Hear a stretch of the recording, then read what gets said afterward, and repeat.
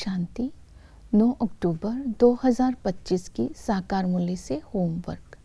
आज की मुरली से फ्लो चार्ट को सामने देखते किसी भी एक पॉइंट का चिंतन करते हुए उसे धारणा में लाने का आज सारा दिन अटेंशन देंगे। आज हम लक्ष्य रखते हैं डबल सिरताज बनने के लिए संपूर्ण निर्विकारी बनने का पुरुषार्थ करना है। तो आज हम स्वमान लेते हैं, मैं सहज अनुभवी आत्मा हूँ। अंतर्मुखी बन करके एक बाप की याद से स्वयं को सर्व खजानों से, शुद्ध संकल्पों के स्टॉक से भरपूर करके शुभ भावना, शुभ कामना से और अपने शुद्ध संकल्पों का स्वरूप बन करके अन्य आत्माओं को भी परिवर्तन करने का सहयोग दे रही हूँ और स्व में भी परिवर्तन कर रही हूँ शक्तिशाली मनसा के द्वारा। इस तरह मैं सहज अनुभवी मूर्त बनती जा रही हूँ। आज हम प्रैक्टिकल में होमवर्क लेते हैं। आज हम शुद्ध संकल्पों को जमा करने की विधि क्या है इसका चिंतन करेंगे। शुद्ध संकल्पों को जमा करने के लिए अपने अंदर सबसे पहले समर्थ संकल्प का अटेंशन देंगे। मेरा हर थॉट पावरफुल होना चाहिए। शुद्ध तभी होगा अगर मन स्वच्छ होगा। मन कब स्वच्छ होगा? जब बुद्धि स्पष्ट होगी। तो संकल्प पावरफुल होगा।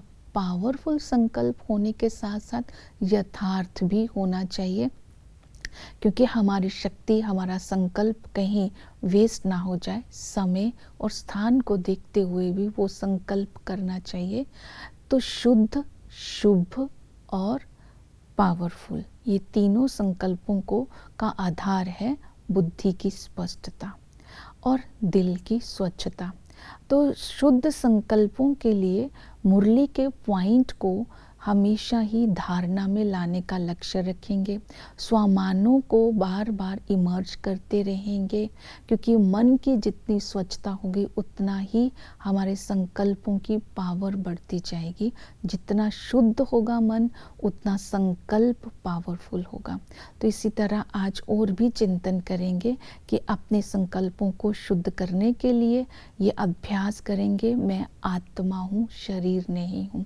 अर्थात बार बार सोल कॉन्शियस की स्टेज का अनुभव करते रहेंगे और पुरुषार्थ करेंगे संपूर्ण निर्विकारी बनने के लिए। पहला पुरुषार्थ रहेगा निर्विकारी बनना है। बाबा ने कहा काम महाशत्रु है, काम जीत जगत जीत बनो। अब तुम्हारे 84 का चक्र पूरा हुआ, अभी तुम्हें पावन बनना है। पावन बनने के लिए ये स्वमान आज बुद्धि में रहे, मैं महावीर हूँ, क्योंकि ये युद्ध का मैदान है। इस युद्ध के मैदान में युधिष्ठिर हमें माया से युद्ध करना सिखा रहा है। माया के तूफान तो आएंगे ही, महावीरनियों की ताकत देखने में तब आएगी। जब तक तूफान ना आए तब तक ताकत का भी पता नहीं चलेगा। पुरुषार्थ कर महावीर बनने का अटेंशन रखना है, अर्थात तूफानों को जीतना है। तूफानों को जीतने के लिए दूसरी विधि बताई है पवित्र बनने के लिए। अलौकिक जन्म और अलौकिक लक्ष्य को, भविष्य लक्ष्य को स्मृति में रखना। संगम युग पर ब्रह्मा के द्वारा हम बच्चों को ब्रह्मा के द्वारा रचना करते हैं, तो हम बच्चे ब्रह्मा कुमार कुमारी बनते हैं। ब्राह्मण चोटी है, बाप दादा बछड़े वाले हैं, तो हम ब्रह्मा की संतान है। आज इस नशे में रहना है और लक्ष्य को याद रखना है। विष्णु के हार, गले का हार बनने की डोरी पहनने के लिए पास विद ऑनर बनना है। पास विद ऑनर बनने के लिए फर्स्ट क्लास पुरुषार्थी बनना है। फर्स्ट क्लास जो पुरुषार्थी होते हैं वो पढ़ाई पर अटेंशन देते हैं, वो अच्छे गुण उनके अंदर होते हैं, उनका रजिस्टर अच्छा होता है, वो हर तरह की विशेषता को धारण करते हैं, सदा बेफिक्र रहते हैं और निश्चय रहता है कि हम पास विद ऑनर होकर के ही रहेंगे। तो इस तरह आज इन बातों का धारणा करते हुए निर्विकारी बनना है। इसके साथ साथ बाबा ने धारणा पर अटेंशन दिलवाई, सदा ही हर्षित रहना है, दैवी गुण धारण करने हैं, किसी को दुख नहीं देना है और सुख देना है। मन से सदा के लिए ईर्ष्या और द्वेष को विदाई दे देनी है। हम अपने संकल्पों को शुद्ध बनाना है और अपनी शक्तिशाली मनसा के द्वारा दूसरों को भी परिवर्तन करना है। तो इस तरह अशुद्ध संकल्प स्वतः ही समाप्त हो जाएंगे। ये धारणा आज करनी है। याद के लिए बाबा ने बोला, एक बाप की याद में रहना है। याद करने के लिए मुख से कुछ भी जपना नहीं है। हमें बाबा इस समय अपनी माला का दाना बनाते हैं। जब हम रुद्र माला का दाना बनते हैं, फिर हम विष्णु की माला का भी दाना बन जाते हैं। याद करने की विधि है याद की यात्रा। याद की यात्रा में हम निशाने तक जाते हैं, फिर वापस आ जाते हैं। ये याद की यात्रा निरंतर यात्रा है। इस यात्रा का आधार है लव। जितना बाप के साथ लव होगा उतनी यात्रा होती जाएगी। ये फर्स्ट क्लास यात्रा है। तो इसके लिए बाबा ने कहा, जब भी तुम कर्म करते हो तो स्वदर्शन चक्कर फिराते रहो और याद के लिए बाबा के साथ मीठी मीठी बातें करते रहो। बाबा आप कितने अच्छे हो, आपका बनने से हम क्या से क्या बन गए, आप हमें क्या बना देते हो, अर्थात विश्व का मालिक बना देते हो।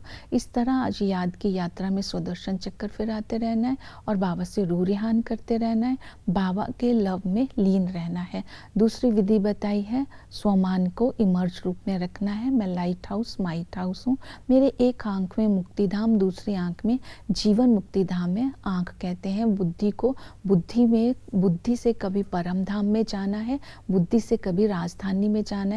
जहाँ हमारी बुद्धि होती है वो स्वरूप हमारे चेहरे और चलन से स्वतः ही दिखाई देता है। फिर है संबंध पिता के इस समय संगम पर बाप, टीचर, सतगुरु तीनों एक ही है।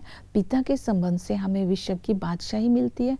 ये बादशाही 21 पीढ़ी के लिए मिलती है, 21 जन्म के लिए मिलती है। इस खुशी व नशे में रहना है। वही टीचर बन करके ज्ञान सागर हमें ज्ञान देते हैं।